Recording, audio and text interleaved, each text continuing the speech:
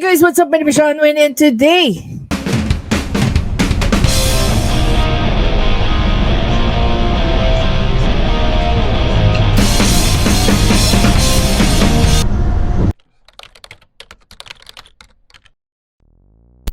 November 1. So, ito po ang araw na inaalala po natin ang ating mga departed loved ones. So, most probably, marami sa inyo at this very minute ay nasa mga gravesite. No?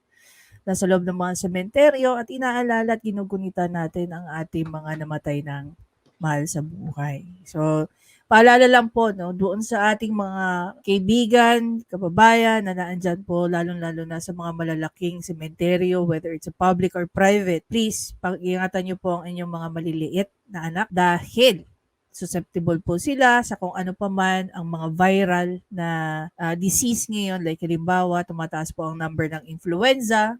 Another thing is that iba-ibang klase ng tao nandyan sa loob ng sementeryo. So we don't know exactly the motives, no, or goals ng mga tao na naandyan. Pwedeng gumawa ng mabuti, pwede rin gumawa ng masama. And one last thing, dahil at some part of Metro Manila, medyo hindi po maganda ang ating weather. So please make sure na kayo po ay may payong, lalong-lalo na yung mga maliliit na susceptible po sa kahit anong sakit, especially with gaya na nga na-mention natin, lagnat.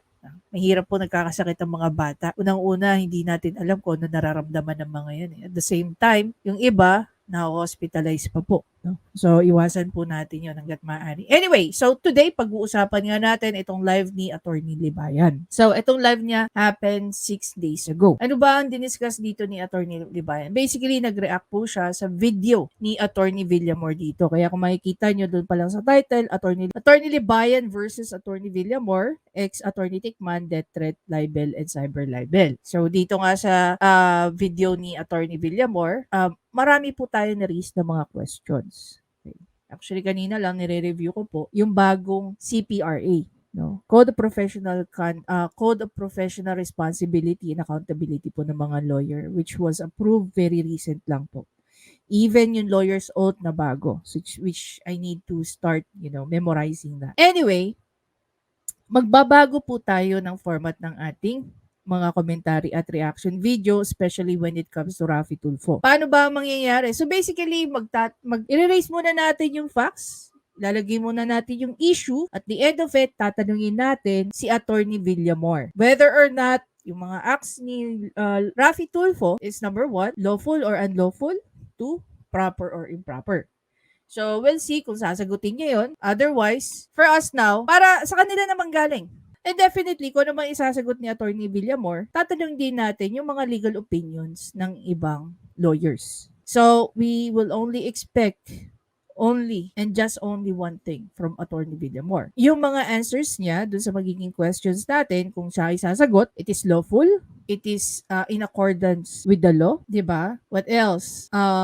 Yung sinasabi niyang sa mga videos which is I don't know, no. Binisita ko kasi yung itong page ni Attorney Villamor. Wala naman akong nakita ditong anything 2 weeks ago, several weeks ago, and I don't know what. At tsaka hindi ko siya tatawaging vlogger Villamor. Gagawin ko siyang Professor Villamor. Kasi magre-raise tayo ng mga questions sa kanya, wherein sasagutin niya tayo promptly. In such a way na he is educating us. His legal expertise, knowledge, and what not. At ang kung ano-ano pa, gusto nating matuto sa kanya. Because for me, he knows more than I do. The question lang, kasi may part dito na sinabi niya na mas magaling pa daw yung logic and all. Let's see kung ano yung galing ni Attorney Villamor. Kasi for you to insult other people, you must, it's a must na ipakita mo na mas magaling ka talaga. So, let's see. Are you better than Attorney Libayan and Attorney Claire or any other lawyers that I know? Meron na tayong unang tanong kay Attorney Villamor. So, dito sa kanilang, sa video ni Attorney Villamor, ang naging topic niya was about death threat, cyber libel, and libel. Now, based dito sa sinabi ni Caillou, thumbnail pa lang malicious na. So, tingnan natin yung thumbnail ni Attorney Villamor. Ayon nga dito, are you or you're going to jail? So, yung una ko nakita, yung thumbnail, hindi ko maalala kung kay Kaayu or kay Kaayu, kay Teacher Mark, o dito na mismo kay Attorney Libayan. Parang hindi ito, okay? Parang hindi ito yung unang thumbnail. Ang unang thumbnail na nakita ko, ito lang, "You are going to jail." Tapos mukha ni Attorney Libayan. So, first question. Attorney Villamor, ito po bang video nyo is for academic discussion or trial by publicity? Okay? That's first question. Now, the second question. Since binabasa ko nga po tong Code of Professional Responsibility and Accountability, may nabasa ako ditong part which I want to know kung mag-a-apply ba ito. Whether or not mag-a-apply ito kay Attorney Villamor. Ayon dito sa Section 3 under Canon 12, Canon 2, Section 13, imputation of a misconduct, impropriety, or crime without basis. A lawyer shall not directly or indirectly impute to or accuse another lawyer of misconduct, impropriety, or a crime in the absence of factual or legal basis. Paragraph 2, neither shall a lawyer, directly or indirectly, file or cause to be filed or assist in filing of frivolous or baseless administrative, civil, or criminal complaints against another lawyer. So, based doon po sa thumbnail, based po doon sa content ng video mo, Attorney Villamor, pasok po kaya itong Section 13 sa'yo? If not, why? So, syempre, no, bilang tayo ay, at lahat po ng viewers nyo, i-treat nyo po as inyong mga estudyante. Educate us, bilang kayo ay isang abogado. Lahat naman po ng mga professors ko, umiikot lang sa either judge, prosecutor, lawyer, or justice. Doon lang naman yun eh. Doon lang yun umiikot eh. So, bilang ikaw ay isang lawyer, so, para sa akin, isa ka pong best, no? Na, na personality rito sa YouTube na pwedeng mag-educate sa mga gaya namin. So, yun. That's the first of the few questions I have. No? Kung mag-a-apply ba to sa'yo, kung yung video mo is for academic discussion or trial by publicity. Kung pag-uusapan natin guys, ang trial by publicity na sinasabi, ayon nga kay Google, trial by media is a phrase popular in the late 20th century and early 21st century to describe the impact of television and newspaper coverage on a person's reputation by creating a widespread perception of guilt or innocence before or after a verdict in a court of law. Tama ba ako? Before and after a verdict. Actually, you do not discuss the verdict of a judge. No. May ano yan. May hindi magandang ano yan. If you're going to question the verdict of a judge of or justice, kailangan mo mag-file ng either a motion or ng appeal or what. Yun yung tama. Hindi yung magsisigaw ka dyan sa labas na mali yung decision sa'yo ng judge and all. Mako-contempt ka dyan. Okay, balik tayo kay Attorney Libayan. Sabi ni Gayo, thumbnail pa lang malicious na. Ang problema pa dyan, they're not telling the truth. Bakit nasabi rito ni Attorney Libayan, they're not telling the truth? Bakit kaya? Alam mo, isa lang sa pinagtataka ko, no? Since pinakita rin naman na dito, ni Attorney Villamor, itong video na to, bakit kaya hindi niya pinakita yung ganito rin? Nakikita niyo to? Diba kada live, merong ganito? Chat replay. Or chat reply. Ganyan. Wherein, simultaneously, nakakapag-chat, nakakapag-comment ang mga tao. Tama ba? Pero dito sa video na to, particularly dito sa episode na to, tinanggal nila itong part na to. This is a replay by the way. So automatic may ganito. So bakit nila tinanggal to at the same time, imagine niyo ito, may 1,000 comments na to. Bakit din nila tinanggal yung mga comments ng ibang netizen? Tanong lang, para saan? Para ano? So, kung ano man yung naririnig o yung nalaman ni Attorney Tikman, gaya ng sinabi niya, totoo naman na hindi pinangalanan ni Idel si Attorney Libayan. However, na-mention ng mga nagko-comment dito sa side na to, si Attorney Libayan. Hindi lang once, maraming beses. Na ang tinutukoy ni Attorney Libayan o pinapatamaan ni Attorney Libayan, ang tinutukoy ni Raffy Tulfo rito, ang inaano ni Raffy Tulfo rito, pinariringgan, walang iba kundi si Attorney Libayan. Balik tayo kay Attorney Libayan. Nila daw, mga kapatid natin, na ang dami daw abogado dito sa Pilipinas na pwedeng patungkulan daw dito sa... Another thing guys, no? Of all the people, so nandito na tayo sa cyber libel part, kung hindi ito trial by publicity, kaya tuloy pumasok sa akin trial by publicity eh. Mukha ni Attorney Libayan with Attorney Magalong, Attorney Libayan, ilan mukha ni Attorney Libayan na makikita sa video ni Attorney Libayan, and Attorney Libayan. Bilang si Attorney Villamor, isang abogado. Attorney Villamor, is this proper? Kaya tuloy na nag-aray sa akin kung na-violate mo ba itong Section 13 na to. Educate us. Educate me. Whether or not na-violate mo ba to. If not, then why? Diba? Bakit hindi mo siya na-violate using your own video as an example? May nakarating kasi sa akin na di umano ako daw ay isang law student. So, educate me. Make me a better law student. Lawyer. Through your guidance. But definitely, gaya nga ng ano ko, sa totoo lang, yung sinasabi minsan ng isang professor ko, nire-raise ko yon sa isang professor ko. Yung sinasabi ni Attorney Garrett sa RTIA, nire-raise ko rin yon sa lawyers na professors ko. Tinatanong ko rin. Meron kasi ako actually din na basa isang isang article from Project Jurisprudence. Ayon nga dito, the law requires public trial and not trial by publicity. Ngayon, kung babalikan natin itong video ni Attorney Villamor, as a lawyer, I expect, based na rin sa mga teachings, lawyers will not be trial by publicity. Ayon nga dito guys sa article, Project Jurisprudence, all criminal prosecutions, the accused shall be presumed innocent until the contrary is provided, and shall enjoy the right to be heard by himself and counsel to be informed by the nature and cause of the accusation against him, to have a speedy, impartial, and public trial, to meet the witness face to face, and to have compulsory process to secure the attendance of witness and the production of evidence in his behalf. However, after arraignment, trial may proceed notwithstanding the absence of the accused, provided that he has been duly notified and his failure to appear is unjustifiable. Ayon din dito, due process and equal protections of the law are the first rights we, as the citizens of the Philippines, are guaranteed in the Bill of Rights of the Philippine Constitution. But it seems that we all need reminding of this valuable bit of information every once in a while. So, na-highlight nga rito na si Raffy Tulfo, sa programa niya, pressure niya ang isang teacher to revoke her license over the phone for allegedly mistreating one of her students. So, parang sinasabi rito sa article na to, that Raffy Tulfo in this episode violated due process and equal protection of the law under the Bill of Rights.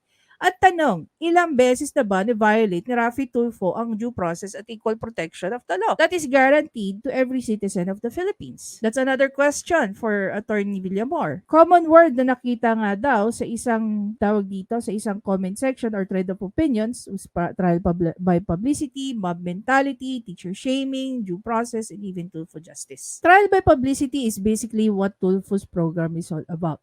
So, can we qualify this as trial by publicity? Hindi siya Raffy Tulfo in Action program, but Attorney Villamor is under the wing of RTIA. And is trial by publicity, again, i-raise natin itong question, because this is very vital and crucial as in information para dun sa mga tao with zero knowledge.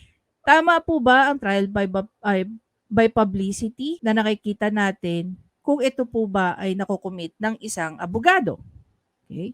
I'm not pertaining to Attorney Villamor alone, but this is a general question. So, trial by publicity is basically what Tulfo's program is all about, where ordinary people come on the show to talk about a legal problem they have in hopes of getting it sorted out faster than if they were to file a paperwork at their town hall. Ayan, this method has delivered on the aspect for many who have come on Tulfo's program. However, this approach has now backfired, causing people to see the negative impacts it could have on someone's life since Swift justice typically bypass what the Constitution calls for due process. Due process is when the person is presumed innocent until proven otherwise. This gives the person the right to be heard and be informed of all that being brought to trial entails. Being called out on a national program like Tulfo's deprives, again, listen to this very carefully. Attorney Villamor can debunk this. Being called out on a national program like Tulfo's deprives a person of his constitutional rights and subject him or her to the pressure of agreeing to the condition on the spot, just like what the teacher was forced to do. Lastly, further without due process, the public witnessing the issue as it unfolds is likely to adopt a mob mentality, which is nangyayari na, which typically leaves people with heightened negative emotions about what they just witnessed. This in turn subjects the accused to collective disapproval of the public. Such are the realization that people have been posting on social media, calling the incident a form of teacher shaming, and even pointing out that the kind of justice that Tulfo promises is not something that our constitution is found on. Another question ko, with all that this is happening right now, bakit wala pong nagpa-file ng reklamo laban kay Raffy Tulfo patungkol sa kanyang mga ginagawang trial by publicity? That's the problem. No? So people think that it is okay na ginagawa yun ni Raffy Tulfo. Again, if we're going to read this being called out in the national program like Tulfo's, deprive a person of his constitutional right and subject him or her to pressure on agreeing the condition of the on the spot, just like what the teacher was forced to do. Dapat ba natin in-nourish ang trial by publicity? Which basically, not only Raffy Tulfo, but the fact that there's a trial by publicity, meron po tayong mga constitutional rights na nababiolate o nade-deprive para sa isang accused. Meron pa nga dyan rights of the accused eh. Diba? So kung babalikan nga natin tong video ni Attorney Villamor, please, ako na nakikiusap sa iyo, Attorney Villamor, kindly educate us. Proper po ba yung ginawa ninyo na video about attorney? Hindi ko na sasabihin against, diba? Using the word against is like very heavy, very negative siguro. Pero sige, for academic discussion, sabihin mo sa amin kung bakit hindi niya nababiolate ang Canon 2, Section 13. Yes, Canon 2. Section 13 ng bagong Code of Professional Responsibility and Accountability. Sa tingin niyo po ba, it's professional po bang ang dating na pagka ganito po ang ginagawa ng isang lawyer sa kapwa niya lawyer? Is it proper? Kasi kung sasabihin niyo, oo, hindi na ako magugulat kung maraming lawyers ang magpa-follow through po sa inyo, 'di ba? Is there any possibility rin that Attorney Libayan can file an action against you because of the video na ginawa mo? Kasi baka halimbawa ako, 'di ba? Ginaya kita. Ginawa ko rin 'yan in the near future. Tapos gagawin kitang reference. Bakit si Attorney Villamor ginawa 'yan? Wala naman nangyari. O bakit ngayon may nagpa-file sa akin? 'Di ba? You should lead by example, Attorney Villamor. And for that, we want to be educated. Teach us, Prof. Villamor.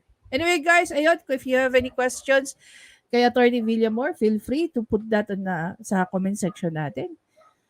Baka naman meron din, of course, tayo matututunan kay Attorney Villamor. Maliban sa paggamit kay Attorney Libayan as an example to cyber libel. Tapos, may ang thumbnail pa niya, it's not just an example. Yung pinaka-thumbnail niya pa, I find it very weird. Bobo na po ako sa grammar, pero hindi ko maintindihan kung paano ko babasahin to.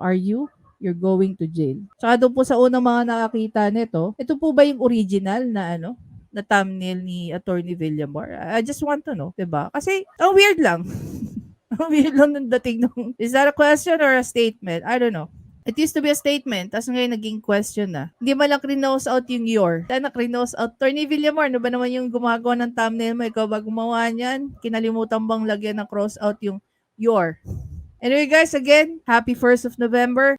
Enjoy lang po natin yung time natin with our loved ones. Kahit malamang sa totoo lang, karamihan ng mga araw ng patay is nagkakaroon ng mga mini reunion. Kami magpipinsan, tuwing before Undas, nagpupunta kami ng Puntod. Yung mga mahal namin sa buhay, magkakapit bahay lang yung pinsan ko, tapos yung uncle ko, yung dalawang uncle ko, nasa isang sementeryo lang kasama ang lola at lola namin. So, pumupunta kami. Kasi magpipinsan kami doon sa lola at lolo side namin.